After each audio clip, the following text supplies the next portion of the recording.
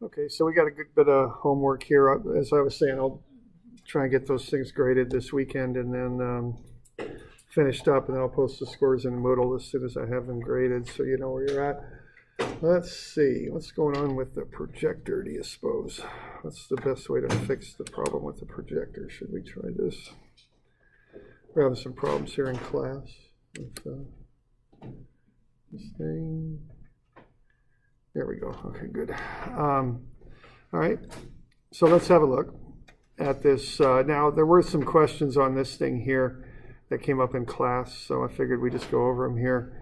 All right, so what we're doing here is we're looking at taking the numbers that you generate and then creating a sketch from them. So what we have there is the new lengths of the sides.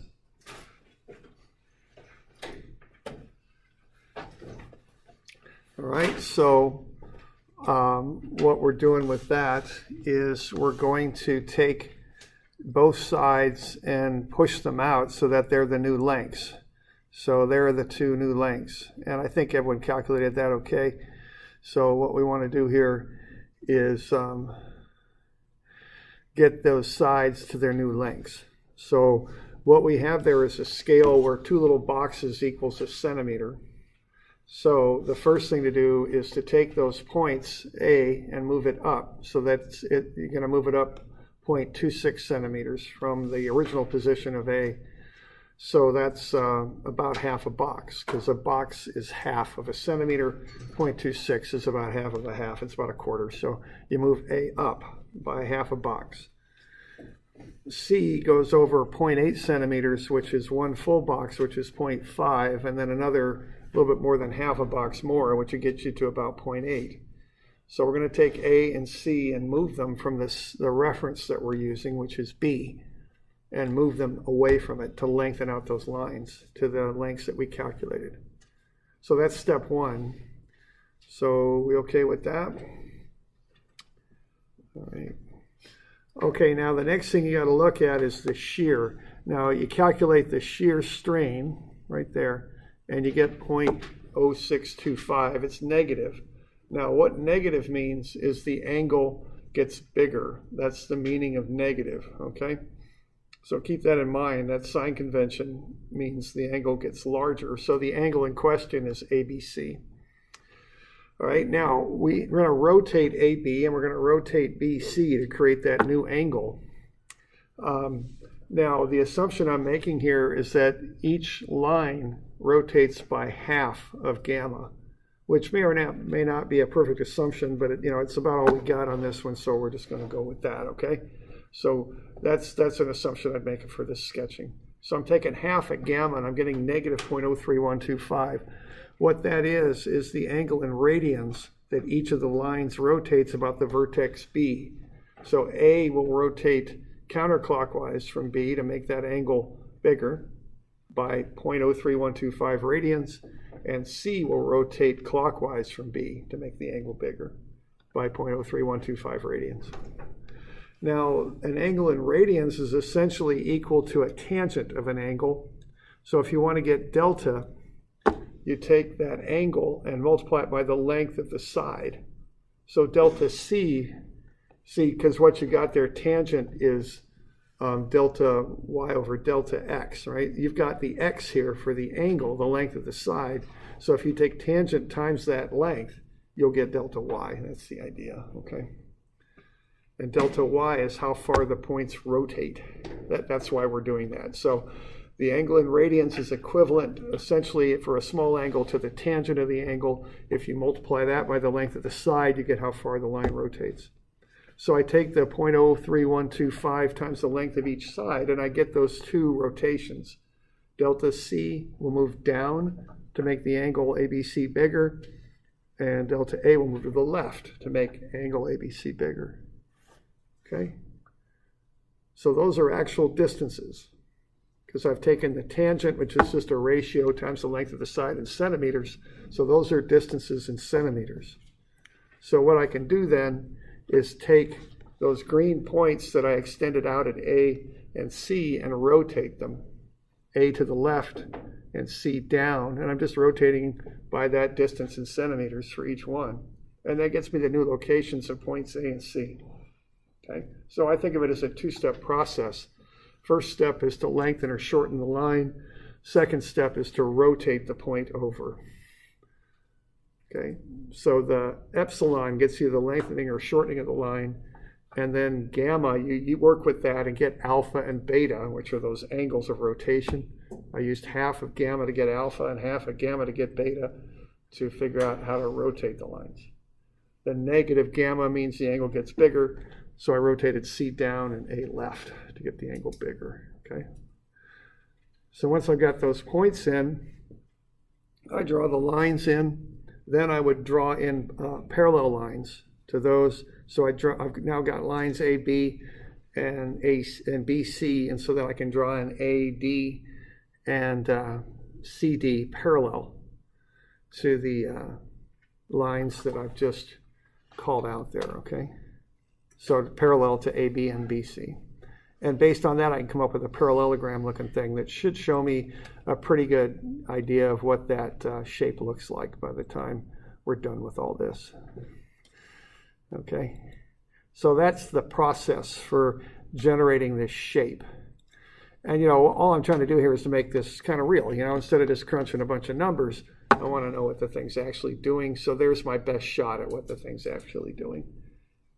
Always realizing that these models aren't 100% absolutely perfect. They're getting us a pretty good idea, but they're not, perfect. All right. So part of drawing these things is setting a reference point. In this case, it was point B. So are we okay with that? We got any questions on that? All right, so that's what I would expect that thing to be looking like after those stresses are applied. Okay.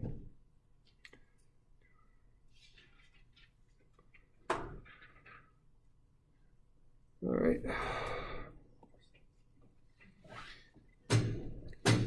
Okay.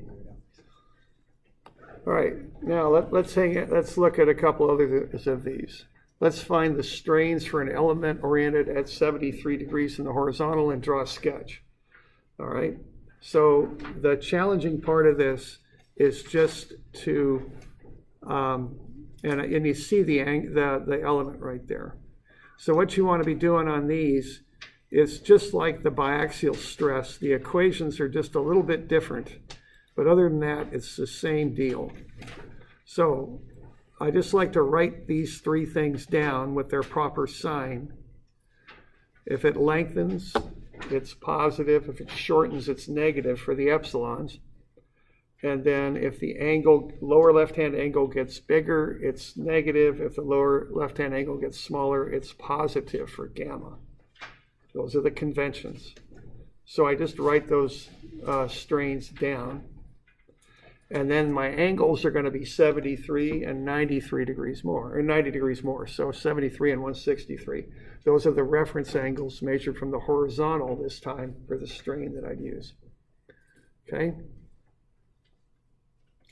So I get those figured out. And once I've got it, I just plug them into the formula. That's really all there is to it.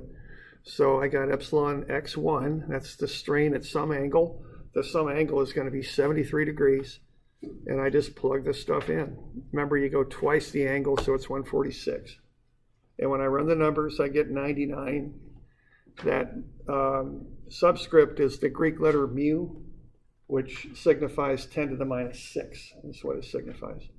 These are strains, so they're unitless. They're a proportion of deformation. So that'd be 99 times 10 to the minus 6. That's the ratio of the deformation to the original length. That's the meaning of that. Okay. So my feeling on this is once you write down that initial information, if you get those signs right and everything, after that you're just plugging into a formula. I mean, that's really all there is to it. Okay. So we good with that? We got any questions? Yeah, question there. Shouldn't your second line, your first equation with the numbers in it be 450 plus 90? I think you're right, because I've got, they should have opposite signs. 90 is negative, that should be minus a negative. Yeah, thanks. So why don't I just make it minus and negative, just so we're clear on kind of what's going on right there. So the minus comes from the formula, the negative is the fact the number's negative. So you're right, it would come out to be positive. I'm pretty sure the number below is okay, but I'm not 100% on that. So what do we got? We got 540 over 2, which is 270, right? Times cosine 146. So Yeah, that would be 540, not 510. In that same line later. To the right. No, we're good here. That's fine too. Oh. Yeah, that's fine. But this is just the difference, you know. So 540 over 2, which is 270, I think.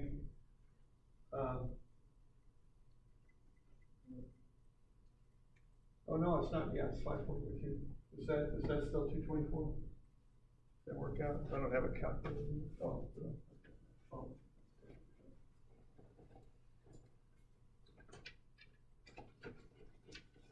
Jason paid hundreds of dollars for that calculator. You did, it was about 100.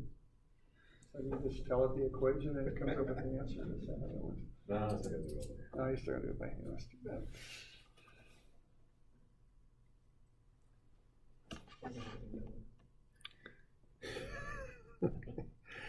So 270 cosine 146.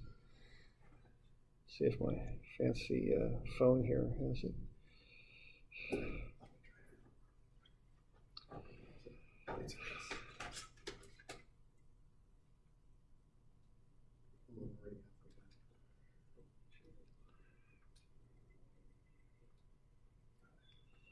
One of those crank calculators to class.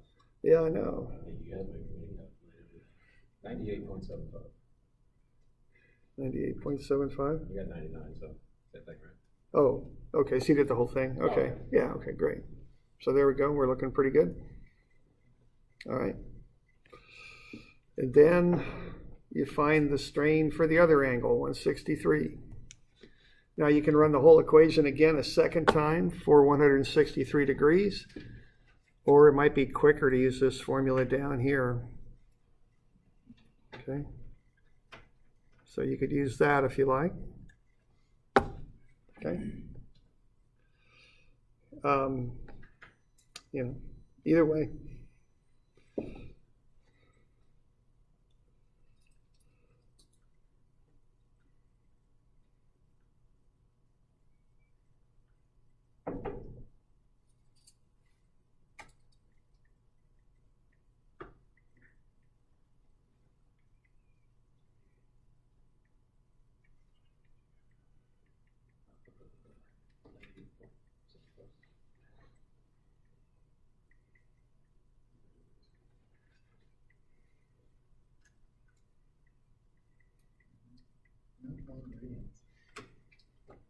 Is that what it's supposed to be?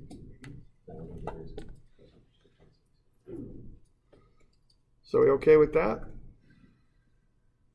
I'd use the lower formula just because it's easier and faster. I don't have this program. I think I do have it programmed on my spreadsheet, but you know, it's not that big of a deal. You're not going to run into this as much as you will the stress formula, I don't think.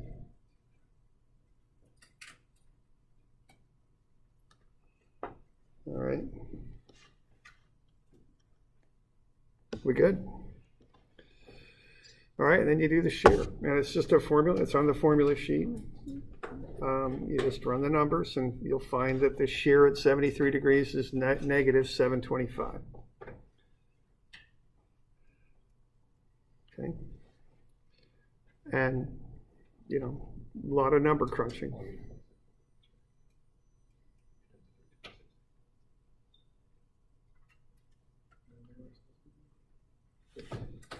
Okay. So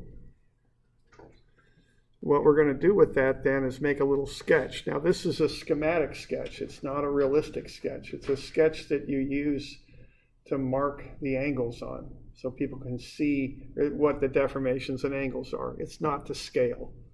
If you try and draw a delta of negative 725 times 10 to the 6 on a real line, it's hardly going to be noticeable. Okay, it's very, very small. So this is more of a schematic. Okay, So on these schematics, what you do, I think I've got it back here. I'm a little jumbled here.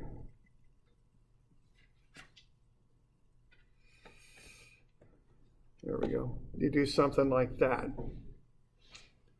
And this is right out of your book, you know. So at the 73-degree angle, your strain is 98.8 times 10 to the negative 6. You treat the strain like it's an actual dimension. So I just dimension it going out that way. It's lengthening that way. In the 163-degree direction, we've got a strain of 261. And notice I'm way out of scale on that, but you're just showing the dimensions. And then the shear is negative 725.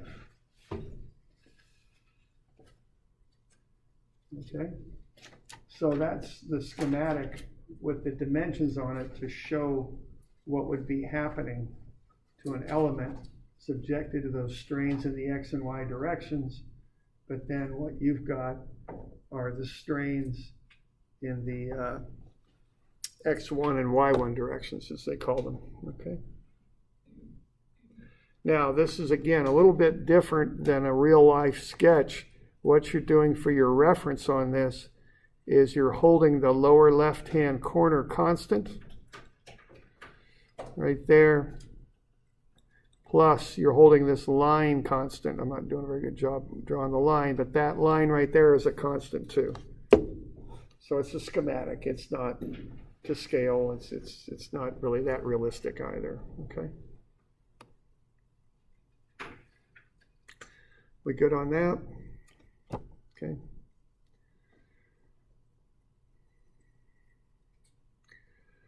Okay, now for 234, what you want to do is figure out how much longer that line's going to get. It's exactly 3 centimeters. Then we apply those stresses, and we want to know how long the line's going to be. Okay, so if you know the stresses, which we do in the x and y directions, and you know the material properties, which you're given, what you do first is you use Hooke's law and you get the strains in the x and y directions. Then using those strains, you find the strain at that 28-degree angle. And then you use the strain at 28 degrees to find the new length of the line. So there's the flow chart for figuring this thing out. Get the strains in the x and y directions. Find the strain at 28 degrees. And then find the new length. Okay. That's how that goes.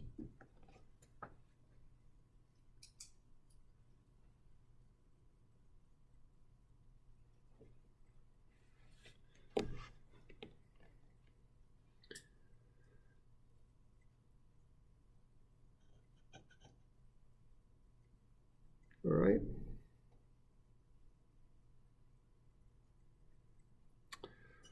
All right, so, and that's, a big part of the problem is just understanding that progression, how to get from the stresses and the material properties to the new length, how to do that step by step. The next thing is just running all the numbers, which, isn't really that big of a deal. It's just plugging stuff into an equation is about all it is. Okay. But just conceptually, you should know how to put this stuff together. All right.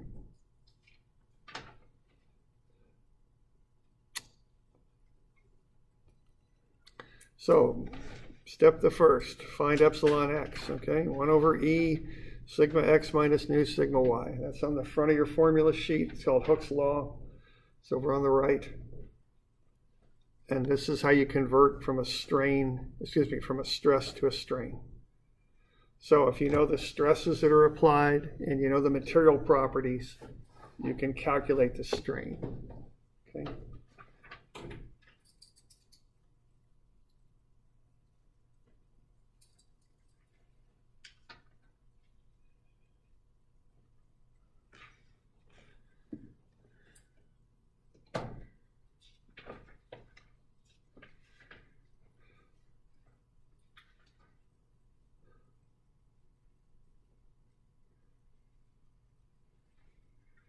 All right.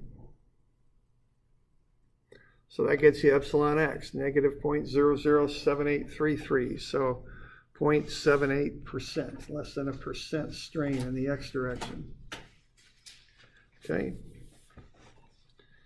Then you do the same thing for the y. And again, you're just plugging numbers into the epsilon y formula. It's not, you know, just do that. Okay. Okay, we're also going to need gamma, so we do that. Now, finding gamma is pretty straight up because all you got to do there is just take tau over g, and that's really about all there is to it. So you're going to get negative 0.00400.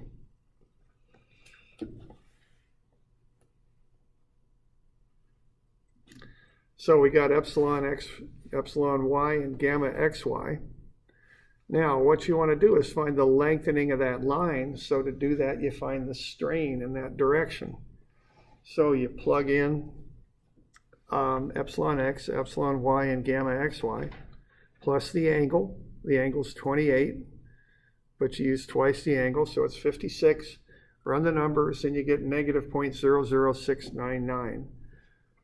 So that's 0.699%. So that line AB is going to get 0.699% shorter. That's what it's going to do. All right. So to find that, we find the strain in the direction of the line. So we use the 28-degree angle to accomplish that. You all okay with that?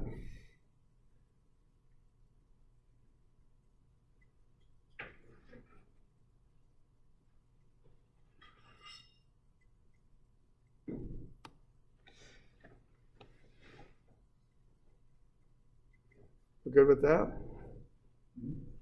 Okay. You know, and the formula is right in your formula sheet there. It's on the back. It's near the top of the back, upper left-hand corner, I think. Okay. You know, nowadays we have computers to do a lot of this stuff. You know, if you're working in structural, you're using a lot of software. Back in the old days, I actually had to run all this stuff, you know.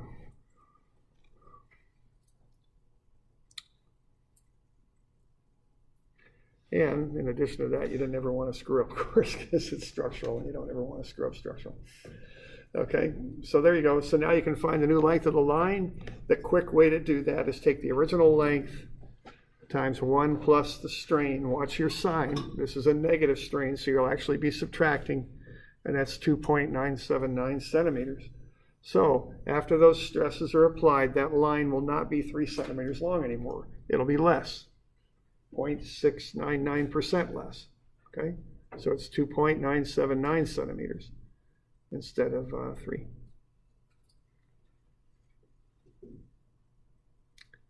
All right.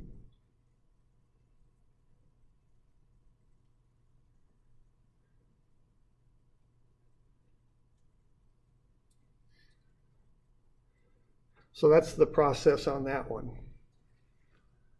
So, you know, it's a little bit like that stuff we did earlier in the term where, you know, actually doing these formulas I don't think is all that hard, but, you know, you've got to know how to put stuff together, you know, to get to what you want.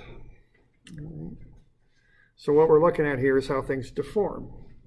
And I think I was telling you that story about a student of mine. They had not a conveyor belt, but those series of rollers they use, like conveyor belts, you can push stuff along them. And they were pushing heavy stuff on there, and they started getting interference between the rollers. They were hitting each other. And so they did some of this stuff to figure out how those rollers were deforming. That's what they did. Okay. All right. Similar thing here. We've got a perfect circle stamped on a side of a pressure tank. I guess why don't we do the pressure tank stuff? Well, no, actually, I gave you the strains, didn't I? Okay. So what we determined is we stamped a perfect circle in this tank. Then the tank was subjected to the strain shown.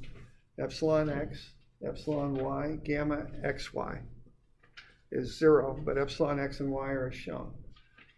What we want to know then is what's going to happen to that circle, okay? Is it still going to be a circle after this occurs? And given the difference in epsilon x and epsilon y, I don't think it is, okay? So that thing is going to change shape. It's not going to be a circle anymore. And we want to figure out how it's going to change. What is this circle? Is this circle supposed to be the tank?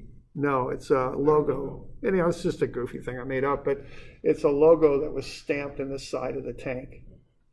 And, you know, now the company's calling us up going, uh-oh, our nice little perfect circle isn't going to be a perfect circle anymore. What's it going to look like? So they want us to tell them what it's going to look like after they pressurize the tank. And we've got it this far where we know that's what the strains are going to be. Okay. Okay, now use the center point of the circle as your reference point. So you can kind of pick whichever reference point you want. For a circle, I'd pick the center because everything kind of expands and contracts with respect to the center of the circle. Given the nature of the geometry of that, it makes more sense to pick the center as your reference point. Okay, so what do we got here? We got 5 little boxes or steps per on the radius. Is that right? 1, 2, 3, 4, 5. You all good with that? So each little box represents a strain of how much? If 5 makes up a full radius and we're measuring from the center, what would one box represent for strain? 100, like 100%, or like 1 unit. Multiply your strain times your 5, and then get your delta. Right? Yeah, it's kind of, well, okay, you could do it that way. I think for me, I'd say that one box, instead of, I understand what you're saying there, multiply by 5. What I'd do, I'd call, instead of calling a box 1 and the side 5, I'd say one box is a strain of 0.2, 20% of the total. You with me there? You're kind of using deltas there, and what you're doing is fine, it'd work. But what I'm saying is each box is 20% of the radius because there's 5 boxes in the radius. Yeah. So each box then would represent a strain of 20%. Okay, y'all with me on that? Okay. So that point over there in the x direction at 3 o'clock on that circle, what's going to happen to that thing? Look at what epsilon x is. What's the strain on that going to be?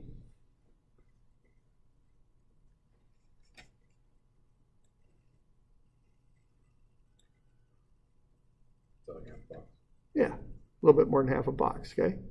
Because the strain in the x direction is 0.12.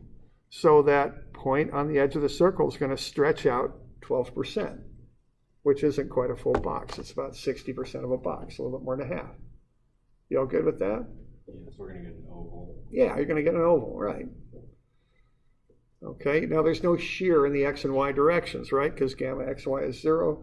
This is a pressure tank. There's no shear in the x and y directions. Don't got to worry about that, okay? That just pulls straight out. How about this one over here? What's it going to do?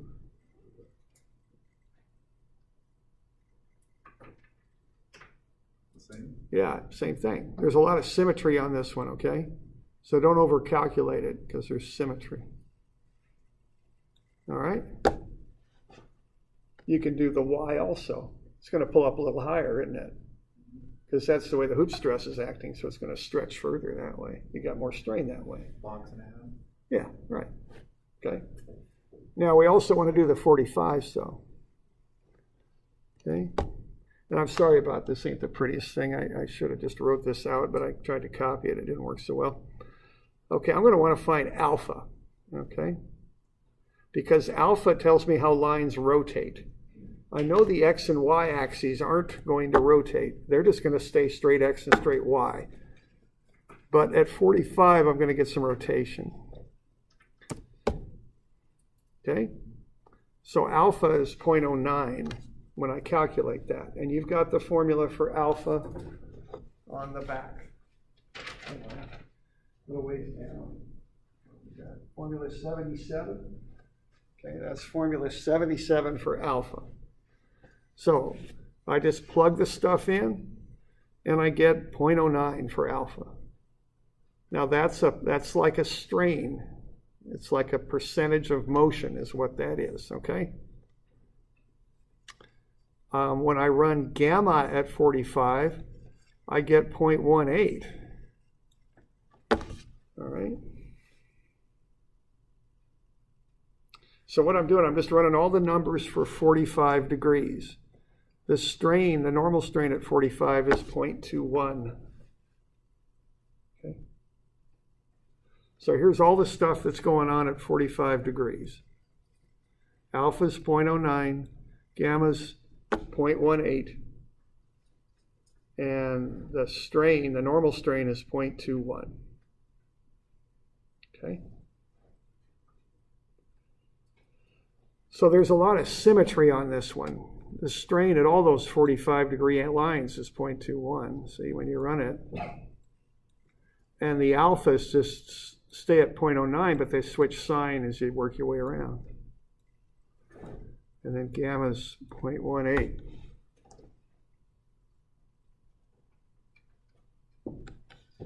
You okay with that?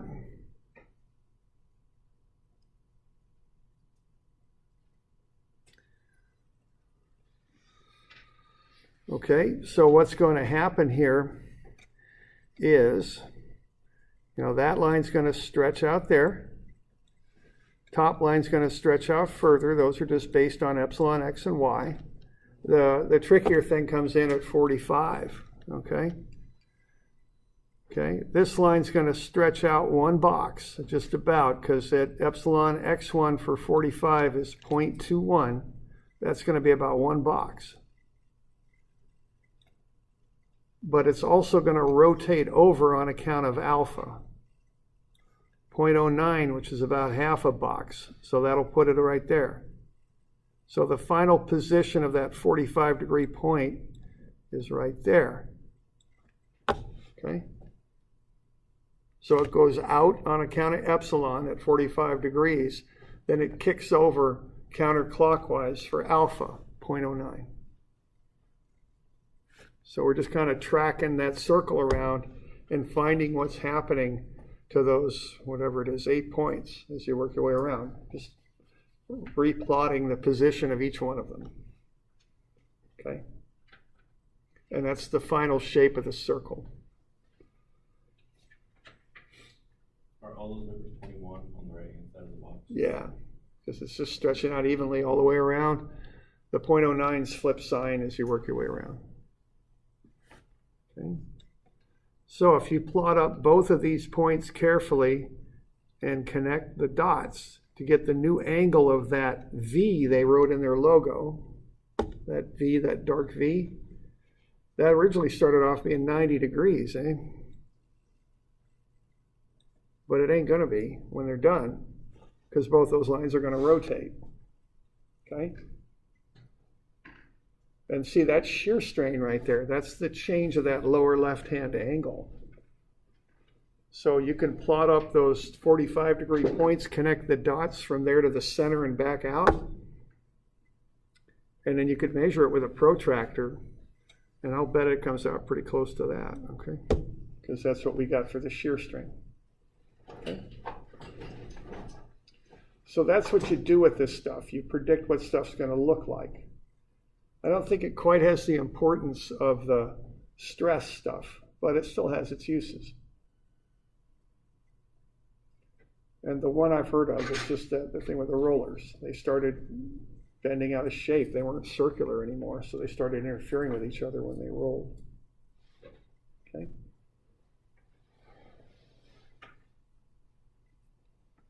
Y'all okay with that? Okay. And honestly, I don't quite know how the mechanical world works because I'm a civil person, but you start having machinery that starts having all these stresses. It'll start to deform a little bit if it's lifting heavy stuff and moving around. And then you got tolerances on machinery, right? You got to be careful that you're not getting interference when it's loaded. I don't really know. I think they just that's part of what GD&T is all about, although that's a lot about just production and how well you can really manufacture something to a certain spec. But this could play a bit of a role. I don't really know that much about it because I don't do mechanical, but it's something you could get involved with perhaps. All right, we okay with that?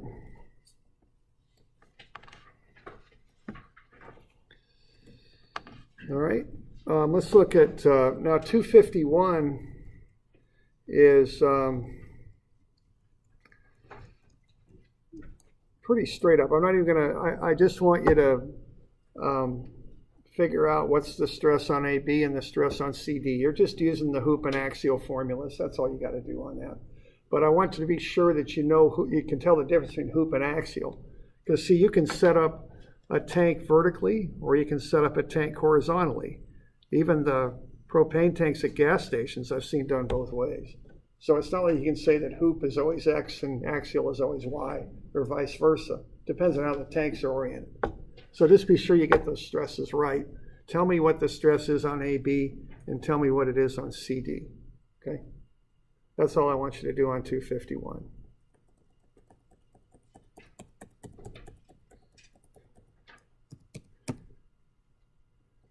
(253) is another one of these biaxial kind of deals, okay?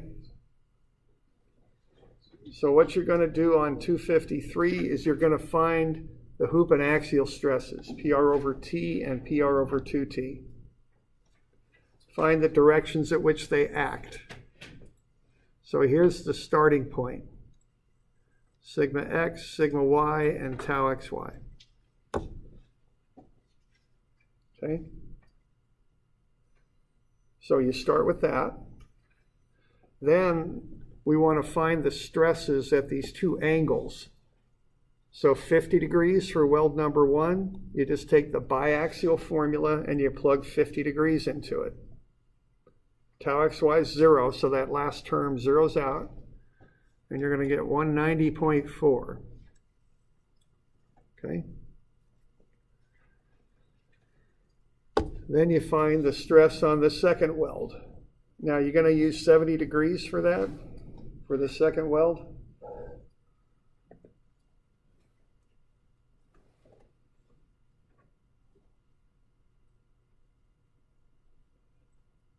I don't think you are, okay? So don't use 70 degrees for weld number 2. Remember the conventions and what angle you're supposed to enter on that stuff, okay? Yeah. Counterclockwise positive. So just watch that one. Don't put 70 in. That's not the proper angle. Okay? What we're doing 70 plus 90 then? No, it's 30. It's 90 minus. Yeah, it's from the vertical. Oh, Counterclockwise positive. Right. That's just, and there's nothing magic about that. Just someone decided to set it up that way 100 and some years ago, 150 years ago. Okay. All right. Now, the lengthening of the line is like that other problem that we went over. You've got sigma X and Y. You've got the material properties. You run the numbers and you get epsilon X, 0.0258, and epsilon Y. Okay. So, you know, the material properties are on, they're not on the page 17, they're on 17A is where they are, so just be aware of that. I didn't put them, I don't think, unless I've added them since, I don't think they're on 17, so 17A is where they're at. Okay. So you get epsilon X, it's 0.0258. Epsilon Y is 0.1029. And gamma XY is 0. The shear in the XY directions is 0. Okay. So you're just taking the stresses that you found, running them through that formula. 1 over E sigma X minus nu sigma Y, and 1 over E sigma Y minus nu sigma X. The formulas are right on your formula sheet. That'll get you the strains in the X and Y direction. Gamma XY is 0 also. Okay. It's 0 because the shear in the XY direction is 0. Okay. And then once you got that, you just find the strain at 32 degrees. It's 0.04745, so that line gets longer by 4.745%. So instead of being 2 centimeters like it was originally, now it's going to be 2.095 centimeters. Okay.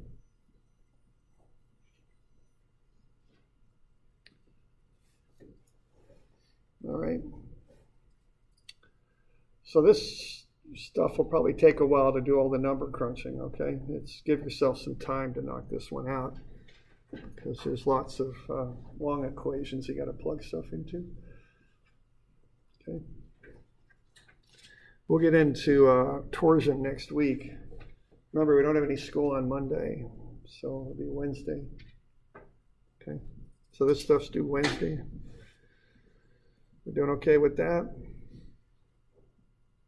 We're good? All right, there we go. So that, like I said, that'll take you a while.